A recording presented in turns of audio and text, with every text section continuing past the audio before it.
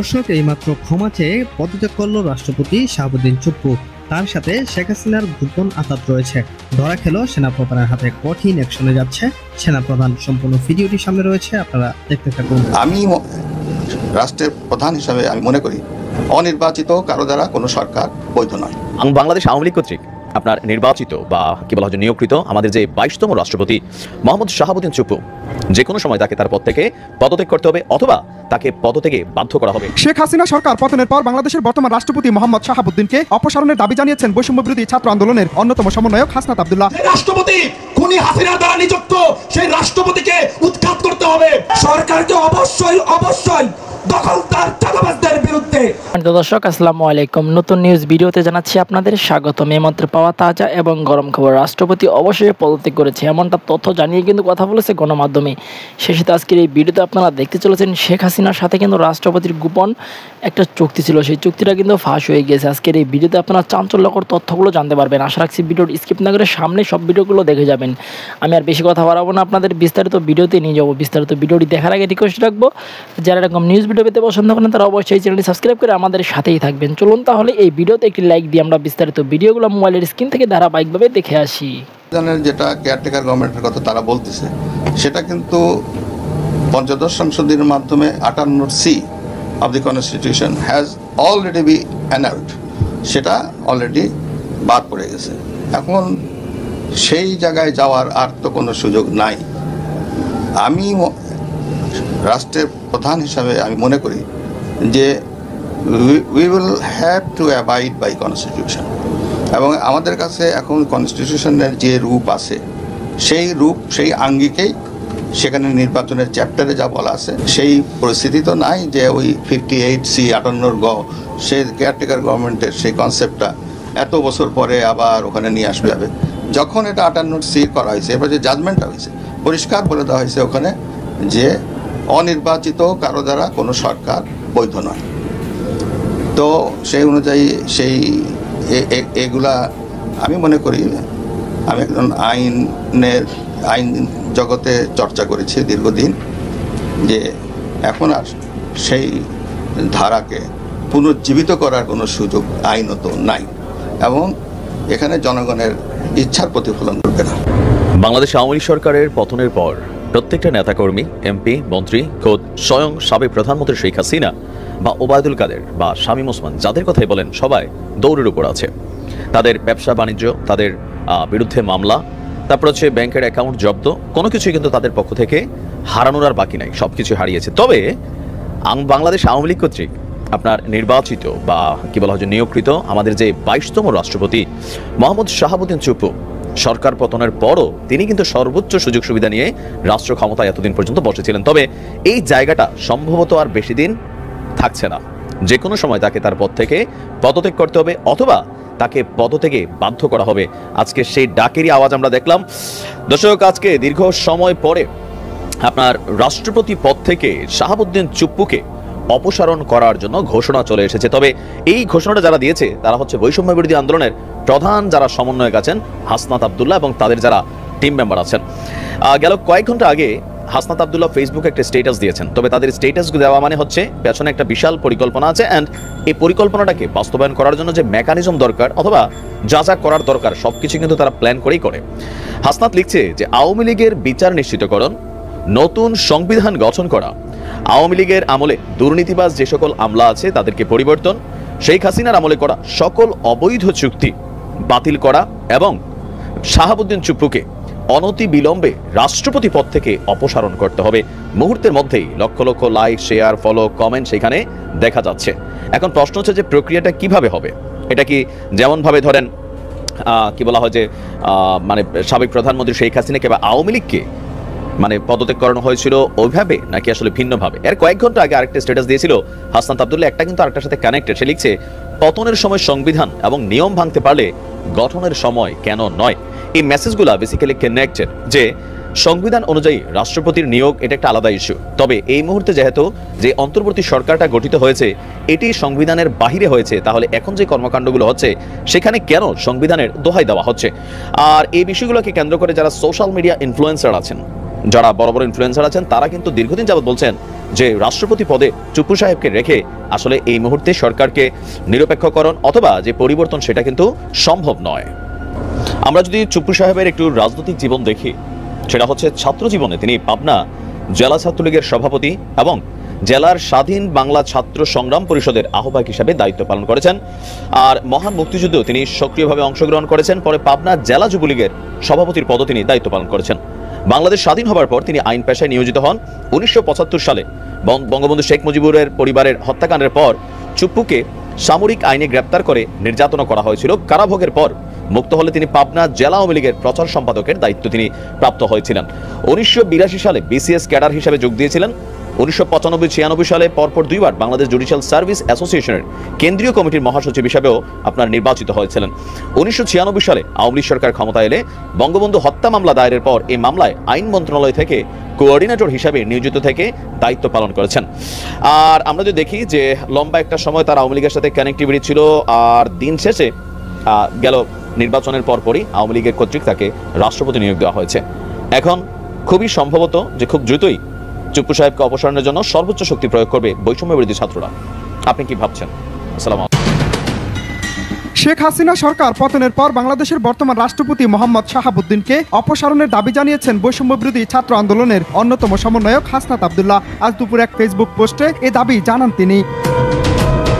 এ সময় হাসনাত আব্দুল্লাহ ওই পোস্টে লেখেন, আওয়ামী লীগের বিচার নিশ্চিতকরণ, নতুন সংবিধান গঠন, আওয়ামী লীগের দুর্নীতিবাজ আমলাদের পরিবর্তন, হাসিনার আমলে করা সকল অবৈধ চুক্তি বাতিল এবং চুপ্পুকে অনতিবিলম্বে রাষ্ট্রপতি পদ থেকে অপসারণ করতে হবে। সারা দেশে কোটা সংস্কার আন্দোলনের পর এক দফার তুফে পড়ে রাষ্ট্রপতির কাছে পদত্যাগপত্র জমা দিয়ে দেশ ছেড়ে পালিয়ে যান সাবেক প্রধানমন্ত্রী শেখ হাসিনা। তবে সেই আন্দোলনের অন্যতম 6 সমন্বয়কের মধ্যে হাসনাত আব্দুল্লাহর ভূমিকা অপরিসীম। জীবনের ঝুঁকি নিয়ে দেশ স্বাধীনের পর এবার আওয়ামী লীগ সরকারের নিয়োগ চুক্তি দেশের জন্য কল্যাণ বয়ে আনবে না বলে মনে করেন তিনি। তাই এবার দেশকে নতুন করে সাজানোর ধারণা থেকেই ফেসবুকে বর্তমান রাষ্ট্রপতির পদত্যাগ চেয়ে স্ট্যাটাস দেন বৈষম্য বিরোধী ছাত্র আন্দোলনের অন্যতম সমন্বয়ক হাসনাত আব্দুল্লাহ। অনন্ত হাসান মাসুদ। বৈরী আবহাওয়ার মধ্যেই হাজির ছাত্র জনতা। উত্তরা ফ্রেন্ডস ক্লাব মাঠে মতবিনিময় সভার আয়োজন করে বৈষম্য বিরোধী ছাত্র আন্দোলন বৃহত্তর উত্তরা, যেখানে ছিলেন গণ অভ্যুত্থানে আহতরাও। সমাবেশ থেকে রাষ্ট্রপতির পদত্যাগ দাবি করেন বৈষম্য বিরোধী ছাত্র আন্দোলনের সমন্বয়করা। পাশাপাশি যে সংবিধান ফ্যাসিস্ট কাঠামো তৈরি করে সে সংবিধান বাতিলের আহ্বানও জানান তারা। যে রাষ্ট্রপতি খুনি হাসিনার দ্বারা নিযুক্ত, সেই রাষ্ট্রপতিকে উৎখাত করতে হবে। সরকারকে অবশ্যই দখলদার চাঁদাবাজদের বিরুদ্ধে কঠোর অ্যাকশনে যেতে হবে। সচিবালয়ে বসে যারা ভাগবাটোয়ারা করছে তাদের বিরুদ্ধে কড়া হুঁশিয়ারি দেন বৈষম্য বিরোধী ছাত্র আন্দোলনের অন্যতম কেন্দ্রীয় সমন্বয়ক হাসনাত আব্দুল্লাহ। বাজারে সিন্ডিকেট কেন থাকবে প্রশ্ন তোলেন তিনি। আপনারা যারা সচিবালয়ে বসে নীতি নির্ধারণ করছেন, আপনারা সচেতন হন, কারণ ছাত্র নাগরিক 5 তারিখ যেভাবে হাসিনাকে তার মসনদ থেকে নামিয়েছে, আপনাদের সচিবালয় ঢাকা বিশ্ববিদ্যালয় থেকে 4 মিনিট ওয়াকিং ডিস্টেন্স। মেগা প্রজেক্টের নামে দেশে মেগা চুরি হয়েছে উল্লেখ করে সার্জিস আলম বলেন, সমন্বয়কদের নাম ভাঙিয়ে যারা ফায়দা লুটছে তাদের বিষয়ে সজাগ থাকতে হবে। কিছু মানুষ এই যে স্পিরিটকে ভুলে গিয়ে সমন্বয়ের দাবি করে বিভিন্ন জায়গায় নিজের ভাগ নিতে ব্যস্ত।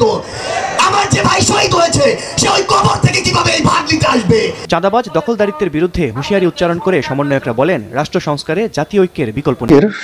অসংখ্য নেতা এখন পালিয়ে ভারতে আছেন এবং তাদের একটা বিরাট অংশ কলকাতাতে আছেন। কিভাবে গেলেন, কখন গেলেন, এটা নিয়ে বহু প্রশ্ন।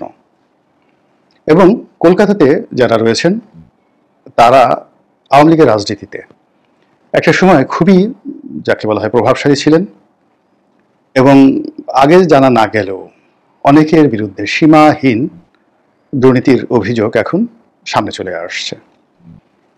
আওয়ামী লীগের যে একজন স্বরাষ্ট্রমন্ত্রী ছিলেন আসাদুজ্জামান খান কামাল, হাঁটা চলা কথাবার্তা দেখলে মনে হতো একেবারে সাক্ষাৎ ফেরেশতা। ভাজা মাছটা উল্টে খেতে জানেন না এবং তার ভাবভঙ্গি দেখলে মনে হতো যে স্বরাষ্ট্র মন্ত্রণালয়ে যা কিছু অপকর্ম সব কিছু মূলত শেখ হাসিনার নির্দেশে হয়, কিংবা যখন বেনজির ছিলেন বেনজির নির্দেশে হতো, কিংবা ডিবির যত কর্মকাণ্ড সব হারুনের নির্দেশে হতো, কিংবা মুনিরের নির্দেশে হতো যখন মুনির ডিবি প্রধান ছিলেন। কিন্তু এখন আমরা বুঝতে পারছি যে সব শয়তানের মূল এই আসাদুজ্জামান খান কামাল, অর্থাৎ স্বরাষ্ট্রমন্ত্রী কামাল। এখন কামাল শুধু যে এই বাহিনীটিকে কলঙ্কিত করেছেন, পাপময় করেছেন তা নয়, তিনি তার নিজের জীবন, জীবিকা, ছেলে, সন্তান, পরিবার, পরিজন, আত্মীয় স্বজন, বন্ধু বান্ধব সবাইকে বিপদের মধ্যে ফেলে দিয়েছেন। 2 হাতে অর্থকড়ি লোপাট করেছেন। শুধুমাত্র কাউরান বাজার থেকে তিনি প্রতিদিন 1 কোটি টাকা চাঁদা আদায় করতেন। এইরকম খবর এখন লোকমুখে চাউর। এরপর এই জমি দখল, ওই জমি দখল, কক্সেস বাজারে তার গুণধর পুত্র কত শত বিঘা জমি যে দখল করেছেন তার কোনো হিসেব বা নিকেশ নেই।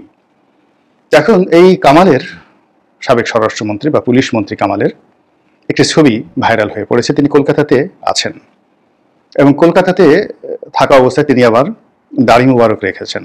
আল্লাহর পথে গিয়েছেন এবং দাড়ি মুবারক রেখে নামাজ পড়েন না কি করেন একমাত্র তিনি ভালো বলতে পারবেন। দাড়ি নিয়ে কথা বলাটাও আমি মনে করি যে শালীনতার পর্যায়ে পড়ে না। এই মানুষগুলো অর্থাৎ আসাদুজ্জামান খান কামাল এবং তার মতো যারা মানুষ আওয়ামী লীগের মধ্যে যারা লুকিয়েছিলেন কিন্তু 2 হাতে অর্থ লোপাট করেছেন, তারা শেখ হাসিনাকে, শেখ পরিবারকে, বঙ্গবন্ধুকে কিভাবে ডুবিয়েছেন এবং কি পরিমাণ ডুবিয়েছেন এখন আওয়ামী লীগের যারা সাধারণ মানুষ তারা হাড়ে হাড়ে টের পাচ্ছেন। আওয়ামী লীগের লোকজন এই সকল দুর্নীতিবাজ, এই সকল দুর্নীতিবিদ, অপদার্থ এই লোকদের প্রতি এতটা বিরক্ত, এতটা বিক্ষুব্ধ যে তারা যদি সুযোগ পেত তাহলে গণপিটুনি দেওয়ার জন্য বাইরের লোক লাগতো না। আওয়ামী লীগের লোকই তাদেরকে গণপিটুনি দিয়ে রীতিমতো পাগার পার করে দিতেন, দুনিয়া থেকে একেবারে মাটির তলে পাঠিয়ে দিতেন। তো যেটা বলছিলাম যে এরা পালিয়ে কলকাতাতে চলে গিয়েছেন এবং কলকাতাতে গিয়ে তারা ভিক্ষা করছেন না, তারা কলকাতাতে গিয়ে কোনো কাজ করছেন না, বরং কলকাতার অভিজাত হোটেলগুলোতে, তারপর সেখানকার পাব, ডিস্কো, ক্যাবারেগুলোতে, জুয়ার আড্ডাতে, যাদের একটু মেয়ে মানুষের অভ্যাস আছে তারা পতিতালয়গুলোতে সময় কাটাচ্ছেন। এবং এই অভিযোগ এদের বিরুদ্ধে ছিল 1971 সনেও। তো যাই হোক, তারা সেখানে আছেন এবং তাদের ছবি তুলতে গিয়ে যখন সাংবাদিকরা ক্যামেরা তাক করছিলেন ঠিক সেই সময় তারা ভয় পেয়ে অনেকটা চোরের মতো সেখান থেকে পালিয়ে গিয়েছেন। আমরা যারা বাংলাদেশে আছি আমরা এখন এই যে তাদের কলকাতায় পালিয়ে যাওয়া এই বিষয়গুলো নিয়ে আলোচনা করতে পারি যে তারা লোকচক্ষুর অন্তরালে একেবারে শেষ পর্যায়ে আমাদের এই যারা এখন ক্ষমতায় রয়েছে তাদের কারোর মদদে তারা কি পালিয়ে গেলেন নাকি কৌশল করে পালালেন। তাই যদি হয় তাহলে যারা সীমান্ত দিয়ে অবৈধ পথে পালানোর চেষ্টা করেছেন তারা তো কেউ পারেননি, বেশিরভাগ তো ধরা পড়েছেন এবং সেখানে অনেকে খুব নির্মমভাবে হত্যাকাণ্ডের শিকার হয়েছেন। তাদের সর্বস্ব কিভাবে লুটপাট করা হয়েছে তার প্রমাণ আমরা বিচারপতি মানিকের যে করুণ পরিণতি তার থেকে দেখেছি। তো সেক্ষেত্রে বিপ্লব কোথায়, হারুন কোথায়, মেহেদি কোথায়, এরকম পুলিশের অন্তত 50 জন কুখ্যাত আওয়ামী ক্যাডার যারা মানুষের জীবন প্রতিষ্ঠিত করে ফেলেছিল তারা কি বাংলাদেশে আছে না তারাও এই কলকাতাতে গিয়ে আছে সংঘবদ্ধভাবে। তো দ্বিতীয়ত যারা রাজনৈতিক ব্যক্তিত্ব ইতিমধ্যে আমরা জানতে পেরেছি শামীম ওসমান এবং তার পরিবার, শেখ পরিবারের অনেক সদস্য এবং তাদের পরিবার পরিজন অর্থাৎ স্ত্রী পুত্র কন্যা সহ অনেকেই নিরাপদ এবং নিশ্চিন্তে ভারতে গিয়েছেন এবং ভারতে তাদেরকে থাকতে হবে, পালাতে হবে। এই জিনিসগুলো তারা সেখানে আগেই আয়োজন করে রেখেছিলেন। অনেকের বাড়ি আছে, অনেকের গাড়ি আছে, তারপর সেখানে ব্যাংক ব্যালেন্স আছে, অনেকের বিকল্প পাসপোর্ট আছে, অনেকের ভিসা আছে। আর ভিসা পাসপোর্ট ছাড়াও যেহেতু ভারত তাদের দাদার বাড়ি, অনেকের বাবার বাড়ির মতোই, শ্বশুর বাড়ির মতোই, তো ভারতে তারা সব কিছু সুন্দরভাবে তারা সেখানে সংরক্ষণ করে রেখেছে। ফলে কি হলো, এই বাংলাদেশের মানুষকে দুর্ভোগ দুর্দশায় ফেলে, নিরীহ আওয়ামী লীগ নেতাকর্মীদেরকে দুরূহ অবস্থার মধ্যে ফেলে কলকাতায় গিয়ে তাদের বৃত্ত এবং বিলাসে মত্ত হতে তাদের বিবেকে বাধে না, তারা সেখানে আরামে আছে, না এসে আছেন। কাজেই এই জিনিসগুলো চলতে দেওয়া যায় না, চলতে দেওয়া যায় না এই কারণে যে এরা এক একটা গোখরা সাপের মতো, বিষধর গোখরা সাপ, কালনাগিনীর মতো। তাদের হাতে অর্থ আছে, বৃত্ত আছে, ক্ষমতা আছে এবং তাদের অনেক ক্যাডার বাংলাদেশে আছে।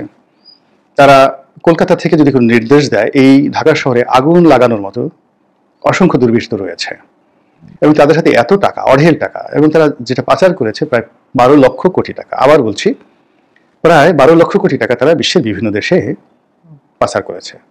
তো 12 লক্ষ কোটি টাকা লাগবে না, মোটামুটি 200-300 কোটি টাকা যদি এই দুর্বৃত্তরা খরচ করে তাহলে বাংলাদেশের পাটের গুদামগুলোতে আগুন লাগানো, মার্কেটগুলোতে আগুন লাগানো, বাস গাড়িতে আগুন লাগানো, পেট্রোল বোমা মেরে আগুন সন্ত্রাস তৈরি করা এদের জন্য কোনো বিষয় নয়।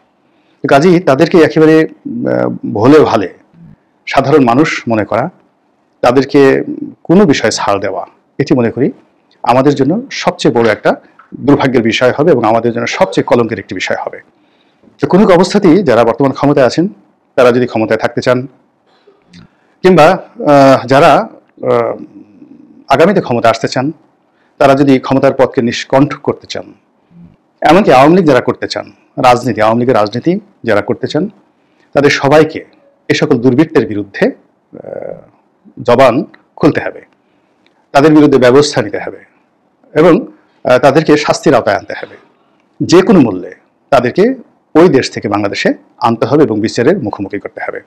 বাংলাদেশে একজন মান্নানকে ধরে, একরামকে ধরে, পলককে ধরে কোনো লাভ হবে না, এমনকি সালমান এফ রহমানকে ধরেও কোনো লাভ হবে না। এর কারণ হলো সালমান এফ রহমানের হাজার হাজার কোটি টাকা বিনিয়োগ রয়েছে বাংলাদেশে, কিন্তু এই সকল লোক যারা শুধুমাত্র রাষ্ট্রটা নিয়েছে এবং খেয়েছে, একবার রেখেছে ভারতে, একবার রেখেছে বাংলাদেশে এবং জীবনের শেষ ক্ষণ পর্যন্ত তারা বাংলাদেশের সর্বনাশ করেছে।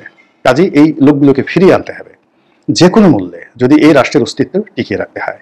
আর সেটা যদি আমরা করতে ব্যর্থ হই, আগামী দিনে এদের দ্বারাই আমাদের স্বাধীনতা এবং সার্বভৌমত্ব লুণ্ঠিত হবে। আমরা এ সকল রাক্ষস টাইপের মানুষের কবলে আবার পড়ব এবং এরা ওখানে থেকে যে ছড়ি ঘুরাবে, তার ফলে টেকনাফে আগুন লাগবে, তেঁতুলিয়াতে বন্যা হবে, বরিশালে গরু চুরি বেড়ে যাবে এবং পুলিশ কাজ করবে না। এই যে এখনো পর্যন্ত যে বিশৃঙ্খলাগুলো চলছে, আপনার কি মনে হয় যে এটি কেবলই মাত্র বিশৃঙ্খলা? এর পিছনে কি কোনো রকম কোনো দুর্বৃত্তের হাত নেই? অবশ্যই আছে। কাজেই যাদেররা কলকাতাতে বিত্ত বিলাসে মত্ত এবং কলকাতা থেকে ফিরে এসে বাংলাদেশে যারা বিশাল একটি সাম্রাজ্য প্রতিষ্ঠা করার স্বপ্নে বিভোর, তাদের সেই সুখ স্বপ্ন বর্তমান সরকার এবং আগামীর যারা সরকার গঠন করবেন তারা রাজনৈতিকভাবে, রাষ্ট্রীয়ভাবে মোকাবেলা করতে না পারবেন, ততদিন পর্যন্ত আমাদের এই দেশের যে রাজনীতি, অর্থনীতি একটা স্থিতিশীলতার মধ্যে আসবে না এবং আমরা বিপদ এবং বিপত্তির মধ্যে পড়তে থাকি। প্রিয় দেশবাসী, শুরু থেকে শেষ পর্যন্ত যারা এই ভিডিওটি দেখেছেন সকলকে জানাই অসংখ্য অসংখ্য ধন্যবাদ। যারা এরকম নিউজ ভিডিও পেতে পছন্দ করেন তারা অবশ্যই এই চ্যানেলটি সাবস্ক্রাইব করে পাশে থাকা বেল আইকনটি বাজিয়ে দিবেন। যারা এখনো এই ভিডিওটি শেয়ার করেননি, এই ভিডিওটি দ্রুত শেয়ার করে সকলকে দেখার সুযোগ করে দিন। আজকের মতন এই পর্যন্ত, দেখা হচ্ছে পরবর্তী কোনো ভিডিও নিয়ে ইনশাল্লাহ।